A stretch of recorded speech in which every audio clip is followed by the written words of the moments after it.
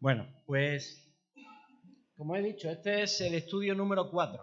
Llevamos 3 estudios en los cuales hemos visto a Jesús a lo largo de la historia. Vimos a Jesús antes de la encarnación, antes de hacerse ser humano, Jesús tanto en la creación como en el Antiguo Testamento. Después vimos a Jesús encarnado aquí en la tierra y por último vimos a Jesús después de la resurrección, una vez que muere, resucita hasta el final de los tiempos. Entonces, hemos hecho una panorámica histórica acerca de Jesús.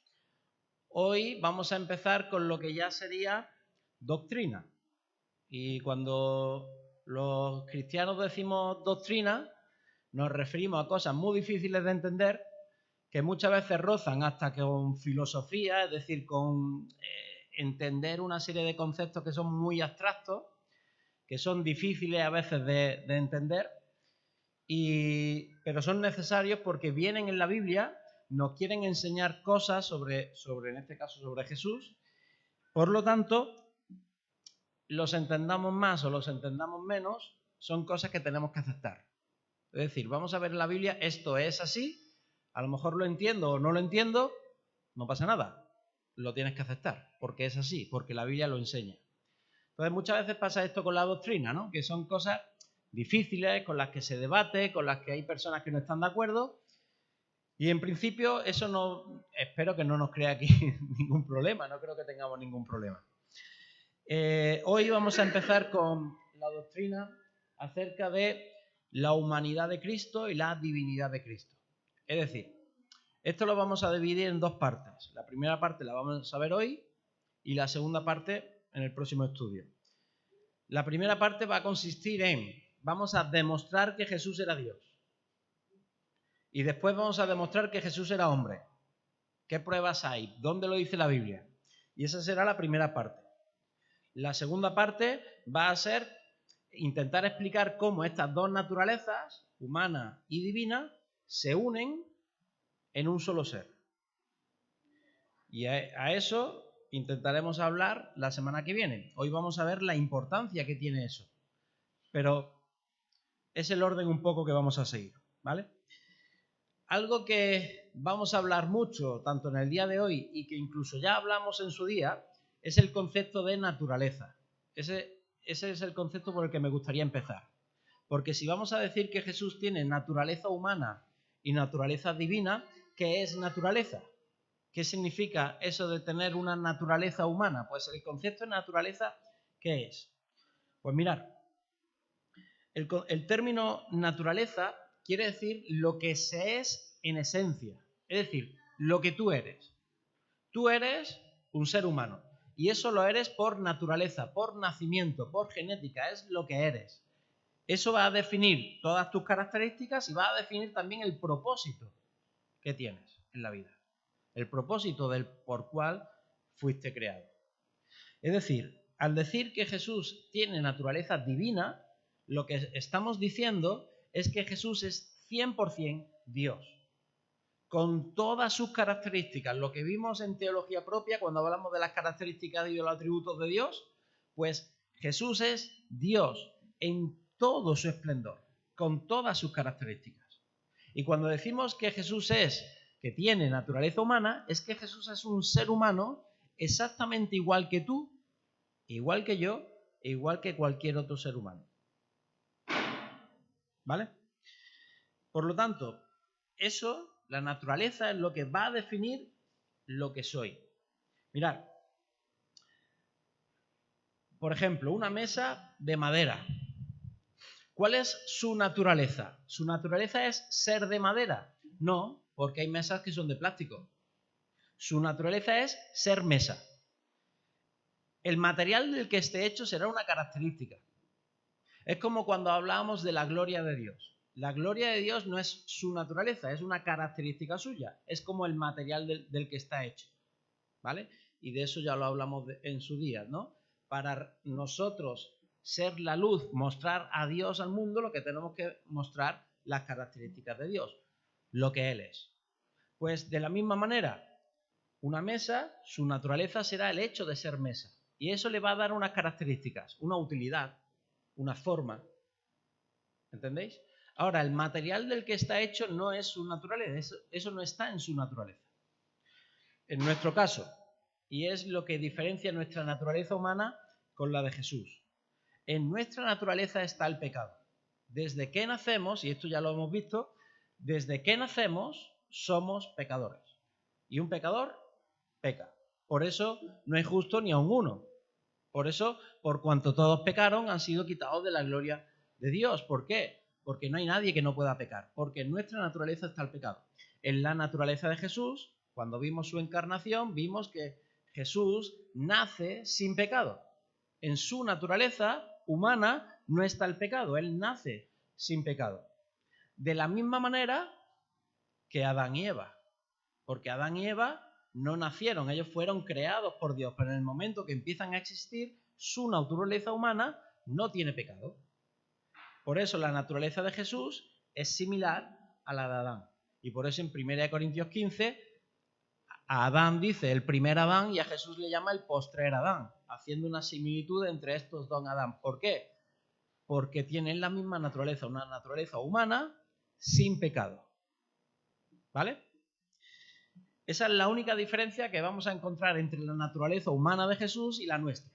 ¿Vale? Y todo esto sería un poco la introducción. ¿Puedes pasar?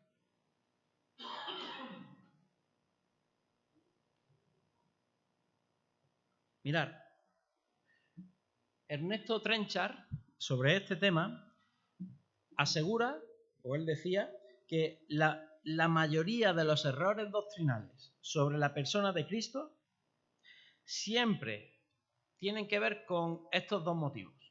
O personas que niegan su realidad humana, su naturaleza humana, o personas que niegan su naturaleza divina.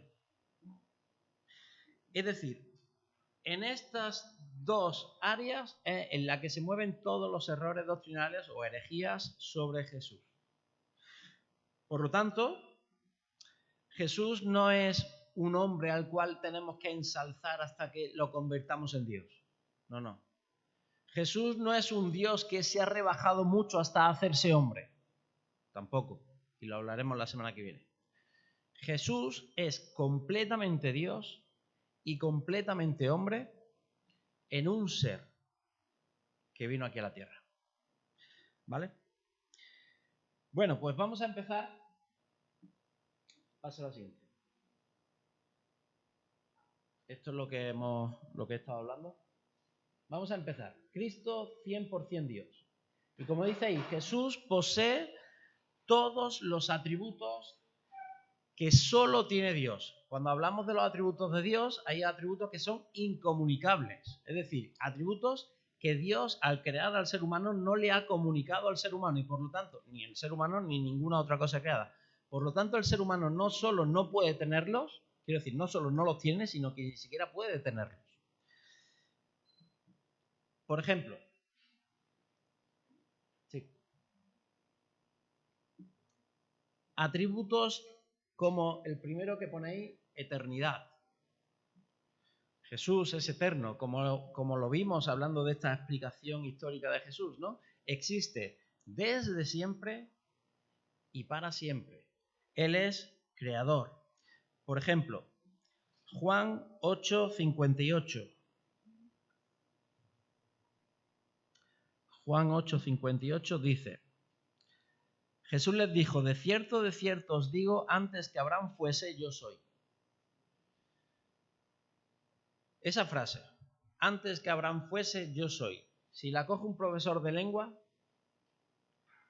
¿está correcta o es incorrecta esa frase? Antes que Abraham fuese, yo soy. Claro, sería yo era o yo fui, ¿no? Antes que Abraham fuese, yo era. Pasado, pasado. No puedo mezclar el pasado y el presente, no tiene sentido en castellano, ¿no?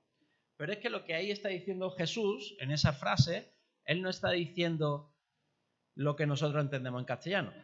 El yo soy que está aquí diciendo es el mismo que dijo Moisés cuando Dios le dice, ve a sacar a mi pueblo de Egipto. Y Moisés le dice, ¿y yo quién soy yo para ir a decirle a Faraón que deje ir al pueblo? Y dice, ¿cómo que quién eres tú? Diles El yo soy es el que te manda. Y esa es la expresión que está aquí utilizando Jesús. El yo soy. Antes que Abraham fuese, yo soy. Es decir, Yahvé, el Eterno. Y Jesús está atribuyendo él mismo la característica de la eternidad. Por eso, si seguimos leyendo, en el 59 dice, entonces tomaron piedras para arrojárselas. Claro, quisieron matarle. ¿Por qué? Porque Jesús está diciendo que Él es Jehová, que Él es Dios, que Él es el Eterno. Y cuando los fariseos escuchan esto, dicen, ¿quién se ha creído que es? Si es un ser humano, normal y corriente. Este es el hijo del carpintero. Y su madre es María. Y sus hermanos y sus hermanas están aquí con nosotros. ¿Quién se ha creído que es? Para decir que Él es el yo soy. Segundo atributo, omnipresencia. ¿Era Jesús omnipresente? Mateo 18:20. Mateo 18:20. Omnipresencia, ¿recordáis lo que significa? Que puede estar en todos lados a la vez. Y parece que la naturaleza humana de Jesús impide eso. Es imposible. Y sin embargo nos dice, Jesús dijo, porque donde 2 o 3 están congregados en mi nombre, allí estoy yo en medio de ellos. Y no está haciendo una paráfrasis de lo están haciendo en mi nombre y como lo hacen en mi nombre yo estoy allí en el recuerdo. No. Él está diciendo mi presencia va a estar allí en medio de ellos. Y por eso hoy está Jesús aquí, porque donde 2 o 3 están reunidos en su nombre, su presencia está aquí, porque es omnipresente. También en Mateo 28:20, en la Gran Comisión. Fijaros cómo termina. Termina diciendo, enseñándoles que guarden todas las cosas que os he mandado, y he aquí, yo estoy con vosotros todos los días hasta el fin del mundo. Ahí nos está Jesús mismo diciendo que Él es omnipresente, porque Él va a estar con nosotros todos los días hasta el fin del mundo. Tercero, omnisciencia. Demostró conocer cosas que solo podría saber si es omnisciente, es decir, si lo sabe todo. Hay varios ejemplos, ¿no? Por ejemplo, cuando le leía los pensamientos a la gente. Y decía, oye, ¿con qué estáis pensando esto? Y Jesús respondía. Y respondía a lo que ellos estaban pensando. O, por ejemplo, cuando fue a llamar creo que fue a Felipe, ¿no? Y le dice, antes, cuando tú estabas debajo de la higuera, yo te vi. ¿Cómo me va a ver? Si estaba yo allí solo. Y pues cuando tú estabas allí debajo de la higuera, yo te vi. ¿Y Jesús qué había dicho antes de eso? Jesús había dicho, he aquí un varón de Dios en el cual no hay engaño. Y le dice, ¿y tú cómo sabes estas cosas? ¿Veis la omnisciencia? Sin embargo, va Jesús en mitad de la multitud y hay una mujer que toca el manto y dice Jesús, ¿quién me ha tocado? Y esas son las cosas que nos dificultan. Claro, algunos dicen, no, es que Jesús está haciendo un teatrillo para que la mujer salga a la luz. Bueno, puede ser, no lo sabemos. Pero puede ser que Jesús no lo supiera de verdad. El día y la hora, solo mi Padre lo sabe, ni siquiera el Hijo. Entonces, su omnisciencia, ¿cuándo sí y cuándo no? Bueno, pues la semana que viene responderemos un poco a esto. Es para que veáis que el tema realmente es difícil a veces de entender a la luz de toda la Biblia, pero ¿Jesús es omnisciente? Sí. Ahora, hay momentos en los que... ¿Y por qué hay momentos que sí y momentos en los que no? Ya hablaremos. Pero entender, ¿verdad? Que era omnisciente. Es como si apaga su superpoder, ¿no? Bueno, yo no lo creo que fuera así. Seguimos, omnipotente. Estos son atributos que ningún ser creado tiene. Ni los ángeles, ni los demonios, ni Satanás, ni los seres humanos. eterno, omnipresente, omnisciente y omnipotente. ¿Era Jesús omnipotente? ¿Demostró tener poder como el poder de Dios y autoridad como la autoridad que Dios tenía? Pues ahí tenemos a Jesús parando la tempestad y diciéndole a la naturaleza, para. Ahí tenemos a Jesús echando fuera demonios con autoridad, y los demonios venían a preguntarle, pero por favor, déjanos que nos vayamos a aquella piedra de cero. Y dijo Jesús, bueno, vale, venga, podéis ir. Autoridad, poder.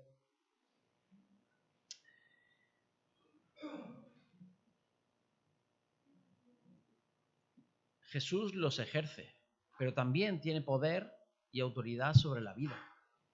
Él mismo dice, nadie me quita la vida, sino que yo la entrego. ¿Por qué?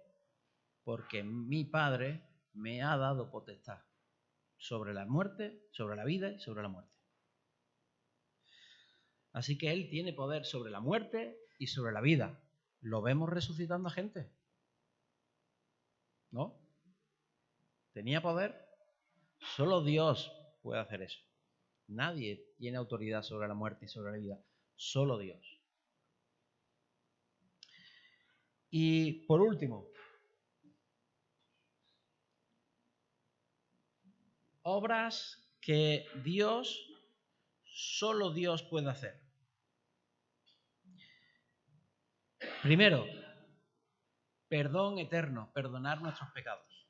Eso solo lo puede hacer Dios. Por eso los fariseos, cuando escuchan a Jesús, cuando está sanando al paralítico, antes de sanarlo, le dice, tus pecados te son perdonados, los fariseos se ponen a pensar, ¿y quién es este que perdona los pecados? Y Jesús, conociendo lo que estaban pensando, les dice, ¿qué es más fácil?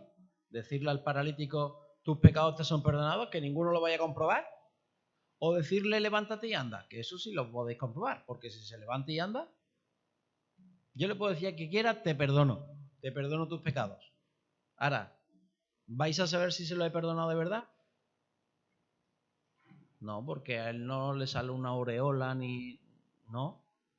Es decir, nadie podía comprobar si Jesús le había perdonado los pecados al paralítico. Eso no se puede comprobar. Ahora, ¿podían comprobar si el paralítico se levantaba y andaba? Eso lo iban a ver. Y Jesús por eso le dice que es más difícil. Claro, es más fácil decir te perdono los pecados porque nadie lo puede comprobar. Pero Jesús tenía autoridad para perdonar pecados. Y le dice, toda potestad me es dada en el cielo y en la tierra. Más para adelante. Y Cristo da un perdón eterno. Un perdón como el perdón de Dios, porque Cristo es Dios. Segundo, vida espiritual. Él da vida espiritual. Juan 5:21.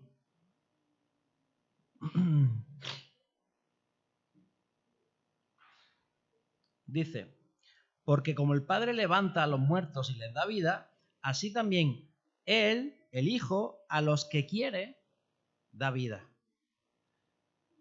Y aquí, si seguimos leyendo en el contexto, está hablando del juicio, está hablando del pecado y está hablando de vida eterna. Y está hablando de que el Hijo da vida eterna al que quiere. Tercero, la resurrección. Jesús podía resucitar, levantar de los muertos. Hay varios ejemplos. Cuarto, juicio. Jesús juzgará. Y esto lo dice en Juan capítulo 5, versículo 22, que es el versículo siguiente. Dice, porque el Padre a nadie juzga, sino que todo el juicio dio al Hijo. ¿Quién va a juzgar a los seres humanos? El Hijo, Jesús. Todo esto son ejemplos de cosas que Él hizo o dijo o hechos que dijo que iba a hacer. Pero son atribuciones que Jesús se está dando. ¿Vale? No hay ningún otro ser humano que se haya atribuido el poder para hacer estas cosas. Por lo menos ninguno cuerdo. Algún loco puede haber, ¿no? Pero ¿algún ser humano se atribuye la capacidad de resucitar a alguien después de la muerte? Yo no lo he escuchado nunca. ¿Algún ser humano dice que él va a juzgar a las naciones? Él no. Incluso en otras religiones. Siempre eso es un atributo que se le da a Dios. En el Islam, por ejemplo, es un atributo que Alá es el que lo lleva a cabo. Pero en este caso es Jesús el que él se está atribuyendo el hecho de juzgar al mundo. Y por último, es digno de adoración. Mirad, cuando Jesús fue tentado, en la última tentación, le dice Satanás, todo esto te lo doy si te arrodillas y me adoras. ¿Y qué le dice Jesús? Escrito está, solo a Dios adorarás y a Él solo servirás. Solo a Dios adorarás. Y está haciendo referencia a un texto de Deuteronomio. Solo a Dios adorarás. ¿Vale? ¿Y eso lo tenían claro los judíos? ¿Lo tenían claro las personas que estaban allí delante? Clarísimo. Solo a Dios adorarás. Muy bien. ¿Jesús fue adorado? Es decir, ¿lo adoraron a Jesús? Sí. En su nacimiento tenemos los pastores que llegan allí después de haber visto las estrellas y llegaron al lugar y adoraron al niño. Los magos de Oriente, cuando vieron al niño, se postraron y le adoraron. Tomás, después de meter la mano en las heridas y ver a Jesús comiendo, se postró y le adoró. Es decir, incluso otros muchos, después de ser sanados por Jesús, se postraron y le adoraron. Y es que ellos, judíos, que conocían toda la ley y los profetas, ¿no sabían que solo a Dios puedes adorar? Cuando estaban adorando a Jesús, ¿qué es lo que están reconociendo? Que este es Dios. Eso es lo que están reconociendo. Por eso cuando cualquiera, lo leemos en la Biblia, que se postra y se arrodilla y adora a Jesús, es mucho más profundo de lo que nosotros entendemos hoy. Porque para nosotros es muy sencillo adorar a Jesús. Cantamos canciones, oramos, etc. Es muy sencillo, estamos muy acostumbrados. Pero ellos no. Para ellos era romper con todo lo que el pensamiento judío que llevan años y siglos. Es más, que era un pensamiento que procedía de Dios. Era Dios el que se lo había dado a través de las leyes y de los profetas. Y el hecho de arrodillarse y adorar a Jesús para ellos era algo muy fuerte, muy grande. Por eso Tomás, cuando ve que ha resucitado, no le queda más remedio que hacerlo. Por eso algunos, cuando son sanados de la lepra, por ejemplo, no le queda más remedio que hacerlo. ¿Por qué? Entre otras cosas porque estaba profetizado que el Mesías era el que sanaría de lepra. Nadie más. Por lo tanto, cuando veían a alguien sanando de lepra, es porque era el Mesías el que lo hacía. Y cuando ellos se arrodillan a adorarle, están reconociendo que Jesús es Dios.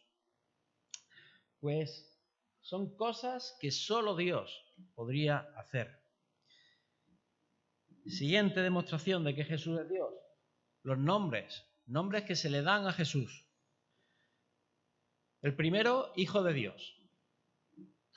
¿Cuántas veces se dice que Jesús es Hijo de Dios? Pues muchas veces, pero lo curioso es que Jesús no solía utilizar ese nombre consigo mismo. Él no solía decir yo soy el Hijo de Dios. Poquitas veces. Él solía utilizar, y lo utiliza más de 80 veces, el Hijo del Hombre, no el Hijo de Dios. Ahora, por ejemplo, Juan 10:36 es uno de estos ejemplos donde Jesús utiliza, dice, al que el Padre santificó y envió al mundo, vosotros decís, tú blasfemas, porque dije, Hijo de Dios soy. ¿Me estáis diciendo que el blasfemo porque he dicho que soy Hijo de Dios? Es una de las veces que Jesús se aplica a él mismo este nombre, ¿no?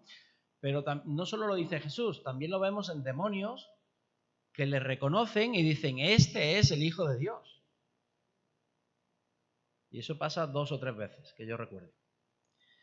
Ahora, ¿qué significa? hijo.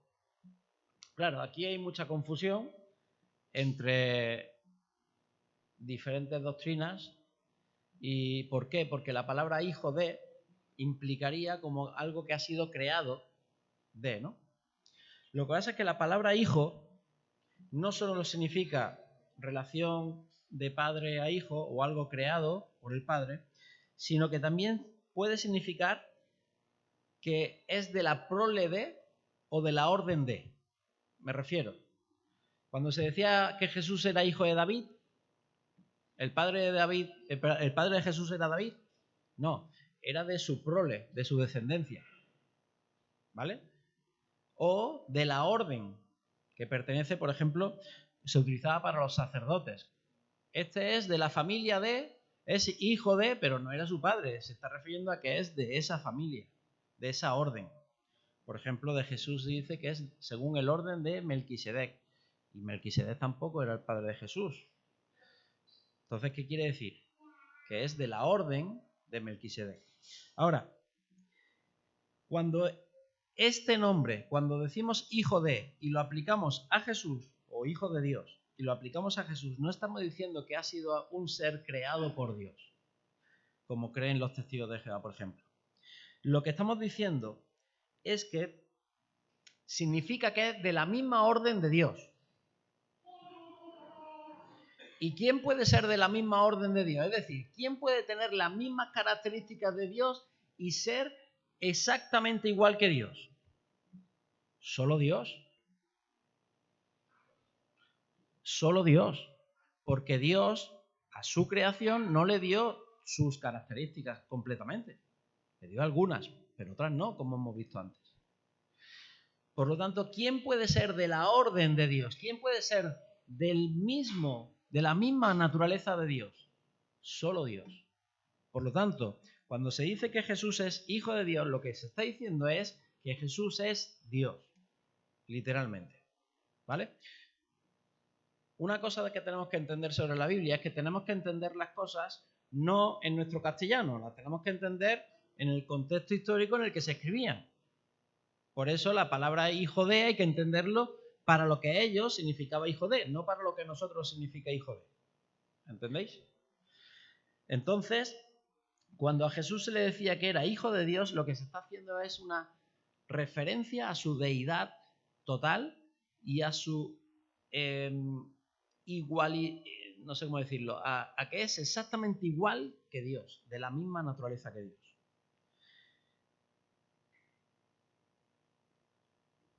Segundo nombre, que tiene que ver con su deidad.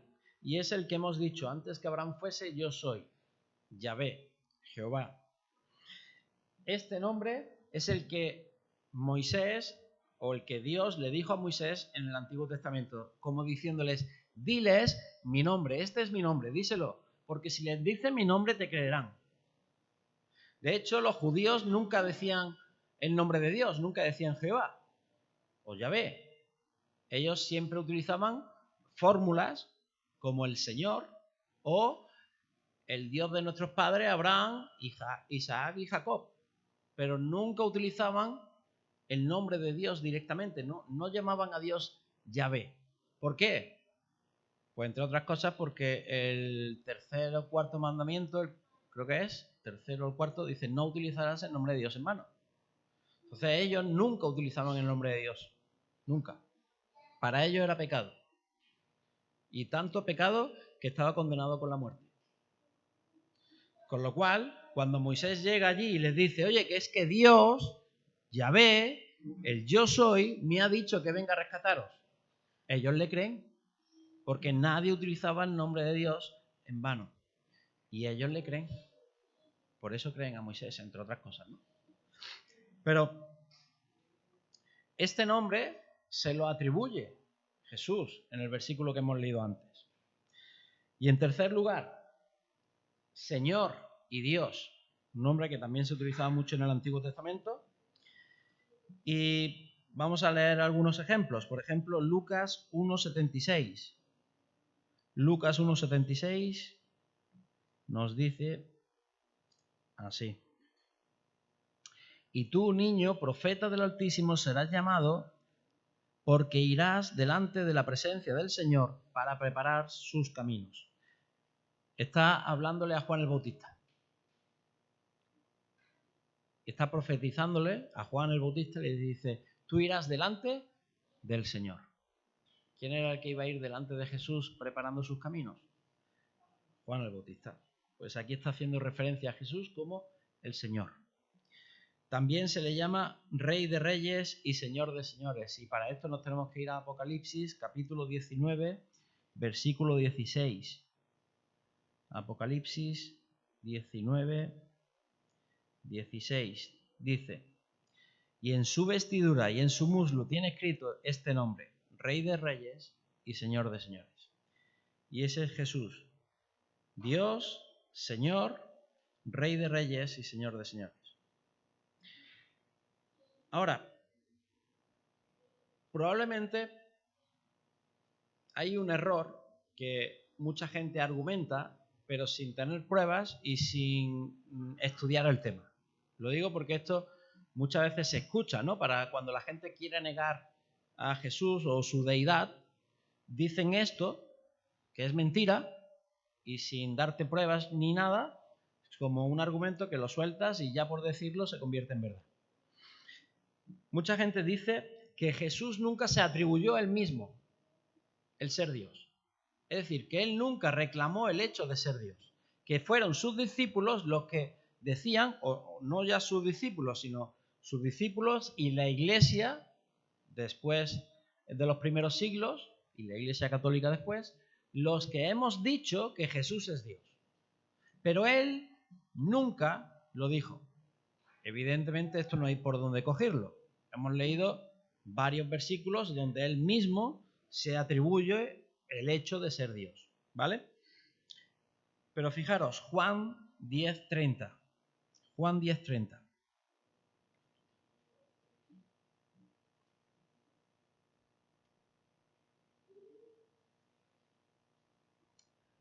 Muy cortito. Yo y el Padre, uno somos. Cuando dice uno, ¿qué quiere decir? Que estamos muy juntitos, muy apegados, como yo y mi mujer, uno somos, pero somos dos, ella y yo, ¿no? Pero somos uno. ¿Qué quiere decir? Lo que aquí Jesús estaba diciendo es que el Padre y yo somos lo mismo, de la misma naturaleza, el mismo ser. Lo que está diciendo aquí Jesús es, yo soy Dios.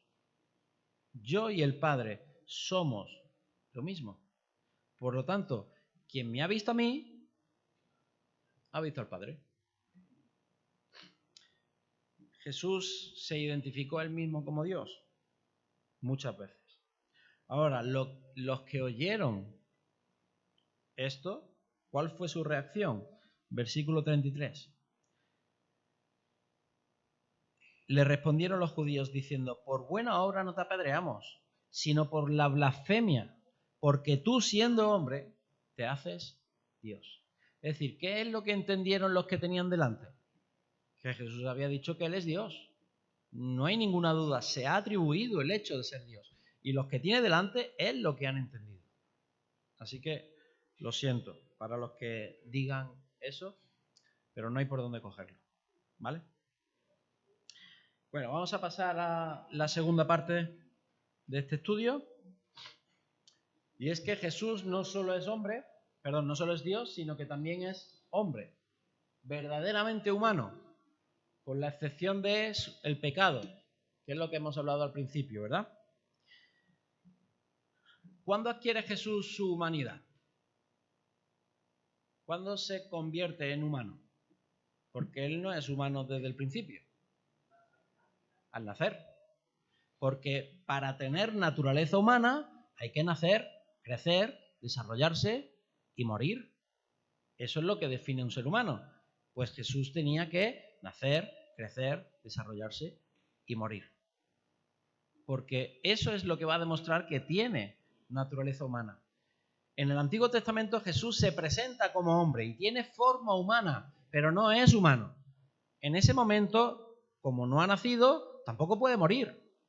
ni puede sufrir daño, aunque tenga forma humana, pero no es humano. Solo tiene la apariencia, la forma. Ahora, en el momento que nace, en ese momento es un ser humano y tiene limitaciones de ser humano, como limitaciones tenemos tú y yo. Jesús no puede saber lo que no ha estudiado, a pesar de su omnisciencia. Por ejemplo, a Jesús le vemos estudiando la Biblia todo el día. Se perdió cuando fue con sus padres con 12 años a la fiesta de la Pascua. Se perdió, ¿y dónde estaba? En el templo. ¿Y qué le dijo a su madre cuando lo encontró? Hombre, ¿por qué te pones así? Es que yo tengo que trabajar en los negocios de mi padre. ¿Qué hace? Gritándome. En los negocios de mi padre me es necesario estar. Claro, la madre sabe quién es, si no el guantazo iba a ser flojillo, ¿no? Pero la madre lo que hizo fue guardar todas estas cosas en su corazón. Porque no las entendía. Porque ese era su hijo, lo ha criado. Pero ¿qué es lo que quiere decir los negocios de mi padre? Pues Jesús se está preparando para cuando tenga que ir a predicar. Pero para ir a predicar primero tiene que saber lo que tiene que predicar. Y para eso tiene dos métodos. Utilizar su omnisciencia o estudiar. Y Jesús no se salta el proceso humano. Jesús estudia. De tal manera que los sacerdotes se maravillaban de la inteligencia, de la sabiduría que tenía este chiquillo. Porque sí, era muy listo, muy inteligente, pero estudiaba. No se salta el proceso humano. No hace un milagro para saber todo lo que dice la Biblia. Se la estudia. Igual que hacían los fariseos, los escribas, etc. Pruebas de su humanidad. Pues, ¿tenía cuerpo? ¿Tenía cuerpo? Sí. ¿Y cómo sabemos que tenía cuerpo y que no era un fantasma? Claro. Porque, claro, tenía su aspecto físico, lo podían tocar, lo podían besar, lo vemos cómo lo besan, cómo come, cómo pasa hambre. Tuvo un cuerpo. Y de hecho la Biblia en Lucas 2:52 nos dice que crecía y se desarrollaba, es decir, que crecía y que maduraba en inteligencia, en gracia para con los hombres y para con Dios. Él crecía. El hecho de crecer nos dice, nos habla de esto. Segundo, tuvo alma y espíritu humanos. Es decir, nosotros tenemos cuerpo, mente y espíritu. Jesús también tuvo cuerpo, mente y espíritu. Mirad,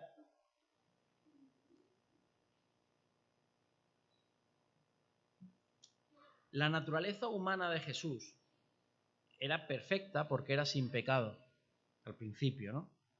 Y cuando fue tentado por Satanás, él no cayó en el pecado. Así que su espíritu siguió siendo perfecto, al contrario de Adán y Eva. Su naturaleza no quedó manchada por el pecado, siguió siendo perfecto.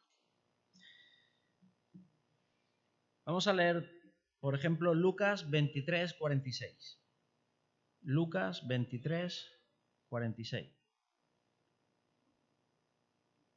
Dice: entonces Jesús, clamando a gran voz, dijo: Padre, en tus manos encomiendo mi espíritu. ¿Tenía Jesús espíritu? En tus manos encomiendo mi espíritu. Que no es el Espíritu Santo. Aquí no se está refiriendo en tus manos encomiendo el Espíritu Santo. No. Aquí está diciendo mi espíritu humano lo encomiendo en tus manos. ¿Por qué? Porque yo voy a morir. ¿Y dónde va el alma y el espíritu de una persona cuando muere? Con Dios. Por eso en tus manos encomiendo mi espíritu. Tercero, exhibió las características del ser humano, como hemos hablado antes, ¿no? Esa parte física, tuvo hambre. Mateo 4:2 en la tentación. Tuvo sed en la cruz, cuando tuvo sed y le dieron de beber. Se cansó en la misma tentación. Dice que se recostó. En la parte psicológica era hombre, ya que se gozaba, tenía espíritu, se gozaba, se afligía ante impresiones dolorosas. Por ejemplo, cuando murió Lázaro, que era su amigo, y él estaba triste, deseaba compañía, entre otras cosas por el motivo por el que coge a 12 discípulos, porque deseaba estar con gente. También se agobiaba con la gente y se iba al monte a orar él solo.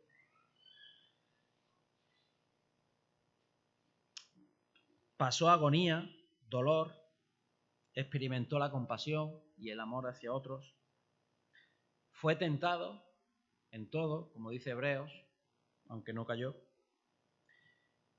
Y además es interesante porque vivió como siervo de Dios aquí en la tierra. Es decir, él llevaba una vida caracterizada por la oración, por la lectura de la Biblia, por la fe. Nunca empleó su poder divino para eludir procesos humanos naturales, como hemos dicho antes, ¿no? Y finalmente murió y fue sepultado. Es decir, las características naturales, físicas de cualquier ser humano.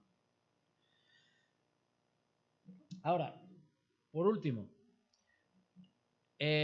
ahora cuando puedas pasas. Los nombres de Jesús que le identifican como ser humano.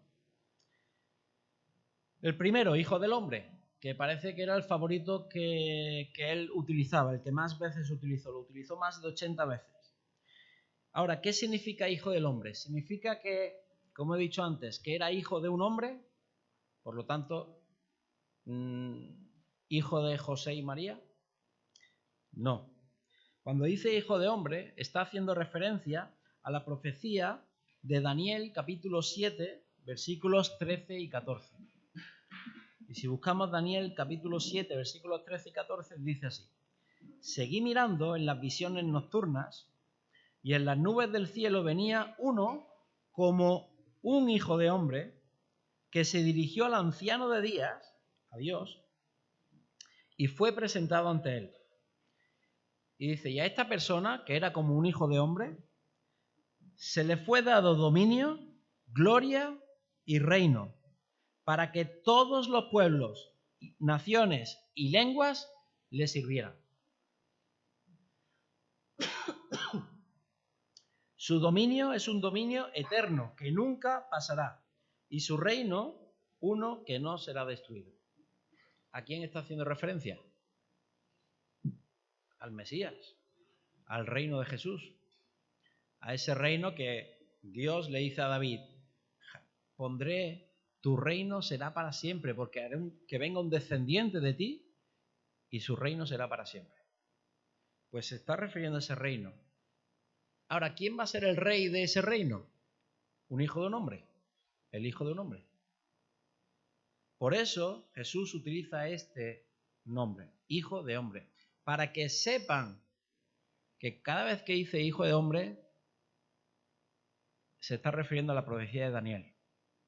Y se está está asumiendo su rol de Mesías, de Rey de Reyes y Señor de Señores, que va a reinar por los siglos de los siglos, un reino eterno que no será destruido.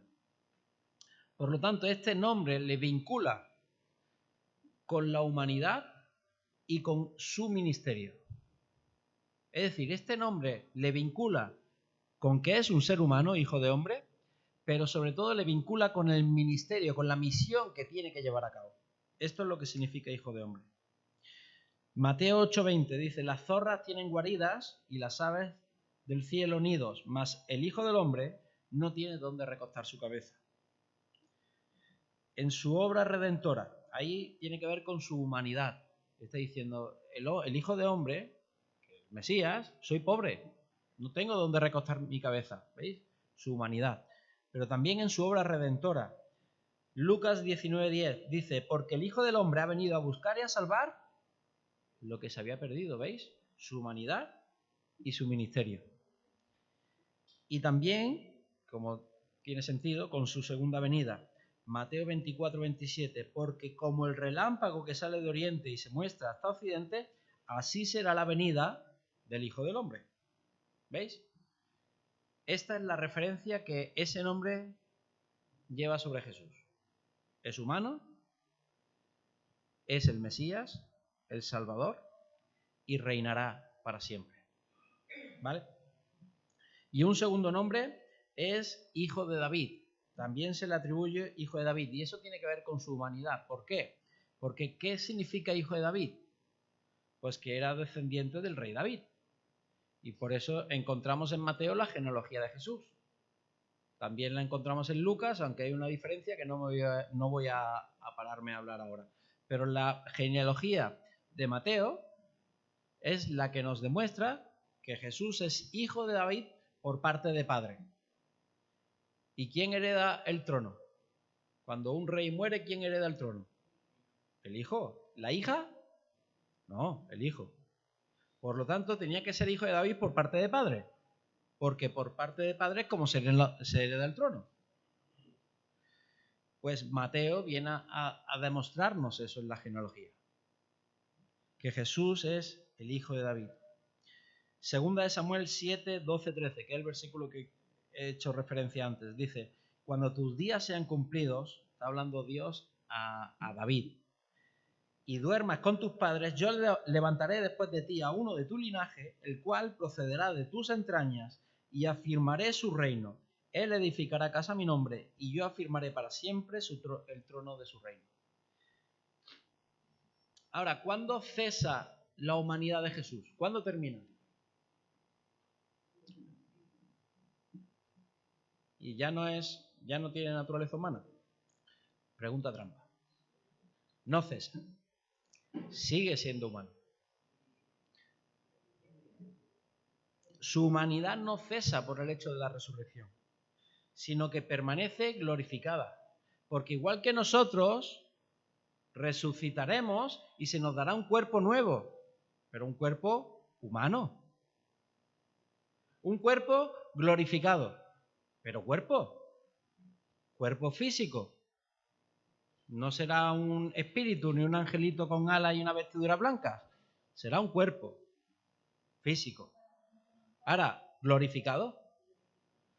Por eso Jesús, cuando resucita, sigue siendo humano.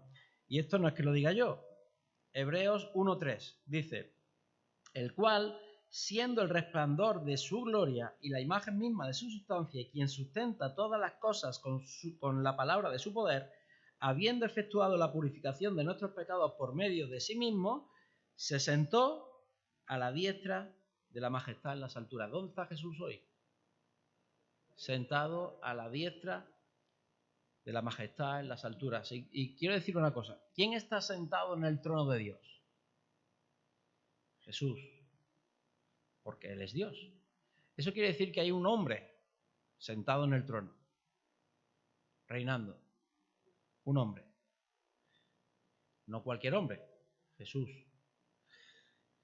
Pero cuando dice que está sentado a la diestra, muchas veces en nuestra cabeza nos viene la imagen de que está el trono de Dios y a la derecha hay una silla en la cual está sentado Jesús, a la derecha. Nos viene esa imagen, pero no significa eso. Cuando dice la diestra, tiene que ver con la acción y la autoridad que tiene el rey. Porque el rey, cuando daba las órdenes, su cetro se lo ponía en la mano derecha y cuando vamos a la guerra hacía así con el cetro. Y tiene que ver con su autoridad, con el que lleva a cabo las acciones del reinado. Cuando está diciendo que Jesús está a la diestra, lo que está diciendo es que Jesús es el que tiene el poder, la autoridad, el que está reinando, el que va a juzgar al mundo. Y el resto de versículos que hemos leído hoy. ¿Entendéis? Eso significa la diestra. La diestra no es, como lo dijeron sus discípulos, séntanos uno a tu derecha y otro a tu izquierda. Y Jesús le dice, ¿de qué vais? ¿Quién se va a sentar a la diestra? El que está a la diestra es el Hijo, porque es el que va a reinar, a gobernar. Después las preguntas. Y termino ya con el último punto. ¿Qué importancia tiene el hecho de saber que Jesús es 100% Dios, 100% hombre? ¿Qué importancia tienen estas dos naturalezas? Pues mira, si Jesús no fuera realmente hombre, entonces no nos serviría a nosotros como ejemplo. Porque sería un hombre que hace trampas, ¿no? Sí, claro, él no peca porque es Dios. No, él no peca porque superó la tentación. Porque se agarró a Dios, obedeció su palabra y dijo no. Él no peca porque se tira 40 días orando antes de que venga el tentador. Y a nosotros nos cuesta orar a diario. Él no peca pues porque de lo que llena el corazón habla la boca. Y su corazón está lleno de Biblia. Porque desde niño se ha hinchado a estudiar y a leer. Claro. Él no peca porque humanamente tiene las herramientas espirituales para vencer el pecado. No porque fuera un ser humano con esteroides o dopado. Él, además, es importante que sea ser humano porque si no, no podría ser nuestro sustituto en la cruz. Es decir, si el que muere por nosotros no fuera humano, ¿por quién está muriendo? Es nuestro sustituto porque el que está muriendo tiene la misma naturaleza que nosotros. Pero esto tiene un problema, y es que Dios prohibía los sacrificios humanos en el Antiguo Testamento. Ellos tenían que sacrificar ovejas, vacas o bueyes, y si acaso palomas. Dios había prohibido los sacrificios humanos literalmente en el Antiguo Testamento. Entonces, ¿un sacrificio humano sirve por nuestros pecados? Pues porque además de ser humano era Dios. El hecho de que sea Dios es lo que hace de que las demandas de Dios sean cumplidas, de que ese sacrificio sea válido a los ojos de Dios. Si no, no serviría. Mirad, Romanos 8:29.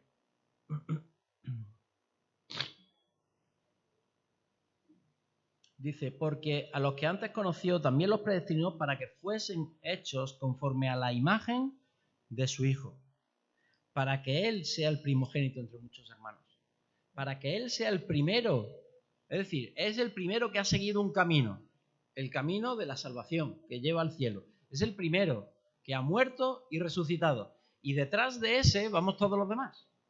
Eso significa primogénito. Pero ¿cómo tenemos que ser nosotros? Hechos conforme a la imagen del Hijo. ¿Quién es el que no ha mostrado al Padre? ¿Quién es el que no ha enseñado a poder vivir una vida humana, pero con las características de Dios? Jesús. Y por último, el hecho de que sea Dios también hace que su sacrificio que tenga la potencia suficiente, la potenciabilidad, para salvar a toda la humanidad. No quiere decir que toda la humanidad vaya a ser salva, pero toda la humanidad podría ser salva. Serán salvos los que se arrepientan de sus pecados. Pero el sacrificio de Jesús es suficiente para salvar a toda la humanidad, a toda la historia y perdonar de todos los pecados. ¿Por qué? Porque era Dios. Así que esta es la importancia de que Jesús fuera hombre y Dios. Si no fuera por esto, su sacrificio no serviría para nada. Si el que murió era un hombre solamente, aunque resucitara, no nos salvaría. Si el que murió no fuera hombre, tampoco nos salvaría, porque no nos estaría representando. Así que esta es la importancia de esta doctrina. ¿Entendemos? Muy bien, pues terminamos aquí el estudio.